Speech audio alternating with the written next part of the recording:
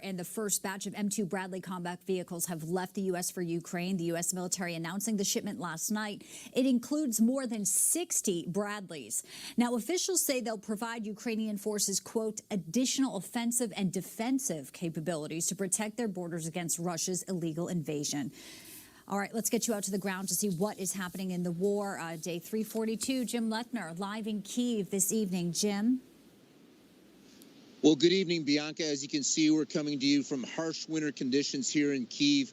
Those conditions are even tougher up at the front in the Donbass salient, where the Russians continue to put immense pressure on the Ukrainian lines focused on the siege of Bakhmut. Now, that situation has created an immense pressure for the equipment, the tanks, the Bradleys that you mentioned, and now fighter planes and long-range missiles for the HIMARS systems and other systems. There's two factors that are mainly driving these urgent calls for these systems, and that is the fact that the siege in Bakhmut is pulling in some of the best units in the Ukrainian army, and inevitably they're getting chewed up in the difficult fighting there as they're outmanned and outgunned by the Russians, especially in artillery. The second thing that's hanging over these battles like an axe is the fact the Russians have 200,000 troops that are ready to commit to the fighting in a new offensive. That's the size of the force they initially invaded Ukraine with.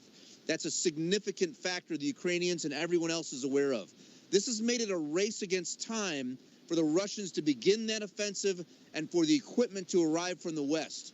And it's not just about the equipment. The Ukrainians have to be trained as crewmen. They've got to be trained as teams and to work together in order for that equipment to work. And so it's a race against time for the Russian offensive and for these new units to be equipped and get into the line to meet that offensive. Back to you. Jim Lechner live for us this evening in Kyiv. Jim, appreciate that. Thank you. Let's get some more insight on this from retired U.S. Army Lieutenant Colonel Tony Scaffer. Tony, great to have you with us. Hey, John, it's great to be here. Thank you. Well, we see the escalation. We see these Right. constant attacks by the Russians. We talked yesterday about a missile attack on a hospital, on a school, on an apartment building. And this is what you anticipated happening, that Vladimir Putin would start to tighten the screws on Ukrainian civilians. We also saw the Secretary General, Jan Stoltenberg of NATO yesterday, saying that China is watching this unfold in Ukraine. Take a listen. If President Putin wins in Ukraine, this would send a message that authoritarian regimes can achieve their goals through brute force. This is dangerous. Beijing is watching closely and learning lessons that may influence its future decisions. What is happening in Europe today could happen in East Asia tomorrow. Now, Tony, we've been talking about this, and we know China's watching this very closely, but we see this incremental increase. There's talk of bringing tanks, but then you got to wait for the Germans to come around on the idea. There was talk last year of supplying planes, and then everyone got cold feet about that. And what you see is Vladimir Putin kind of biding his time, waiting for opportunities. And your point is that this starts to resemble what Lyndon Johnson was doing in Vietnam in the late 1960s, is just incremental changes, never really doing enough to end it, never really getting serious about peace talks, but thinking you can win. Tell us about that perspective.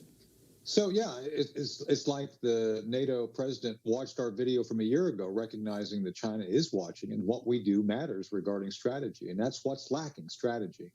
I actually spoke with members of the Reagan administration and talked to one of them who was actually involved in strategy, John. And the point was, when they were presented with the Russian challenge, not only did they work together to establish a strategy to stay ahead of it, everything that Biden doing is reaction. He reacts to the Germans. He reacts to inputs. There's no over the horizon. Let's see how we can get ahead of this, which brings me to my point regarding LBJ. Lyndon Baines Johnson inherited the Vietnam conflict, and instead of doing a very deep review of how to win, he basically said, well, let's just do a few things here and there to get ahead of it.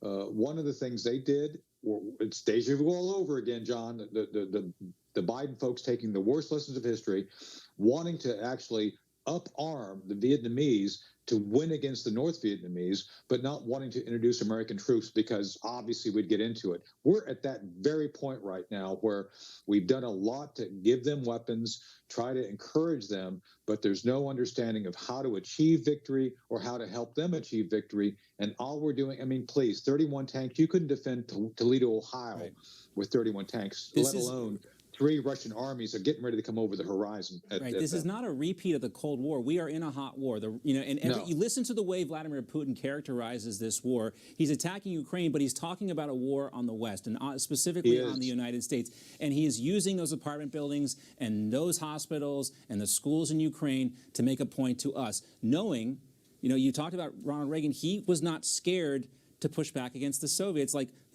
President Ford was before him and Carter before and after that. They seem to be scared. It sounds a lot like a Biden minute. Well, if we do this, then they're going to start using nuclear weapons. The only thing they seem to understand is force, the Russians. They do, and this is the thing that was the beauty of Reagan. Reagan understood the idea that we must engage, we must negotiate, but you must do it, John, from a position of authority and strength.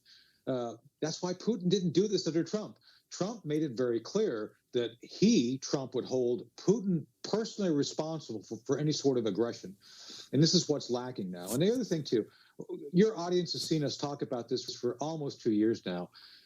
But we have seen Biden do things 6 months late that had he done it 6 months earlier may have had a deterrent effect. So they're always reacting. They're always behind the curve. And now they're reacting to European leaders. Basically, this flip-flop on the tanks is huge. No, we're not sending tanks. Oh, no, I changed my mind. Now we are. It constantly shows weakness. And whenever you demonstrate weakness, you're not in a position to negotiate. And, John, Putin reads this as the green light to continue aggression and even be more aggressive if you can't get your act together. And that's what's going on. And the only reason why he hasn't really done more is because he's trying to maintain some legitimacy on the world stage. He knows if he pushes too hard, China will not have a choice. But that's the fine line he's walking. But yet the Biden administration seems unwilling to try and leverage that.